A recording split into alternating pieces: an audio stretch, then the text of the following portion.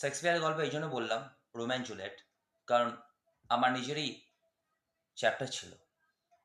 আমার কলেজ লাইফে elective English যখন পড়েছিলাম কলেজে, সেই সময় what is the base of love, what is the thinking of love, everything was been dedicate in at that part.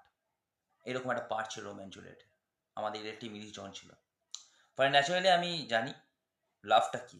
লাভটা যে কোনো সময় যে কোনো বয়সে হতে পারে। সেটা কোনো এজ দেখে না, সেটা কোনো মাত্রা দেখে না। সেটা কে কি মাইনে নিল, that is not the fact of উপাস্য বাগচি। ওকে?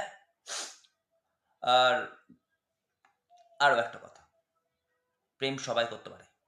প্রেমের কোনো বয়স থাকে না। সেটা ইন্ডিয়া হোক, সেটা যে কোনো দেশেই হোক। Everybody have the full freedom to be best of love, to love of love. প্রত্যেকেই স্বাধীনতা আছে ভালোবাসা করার মতন। কাউকে তার স্বাধীনতা হস্তক্ষেপ করা যায় না।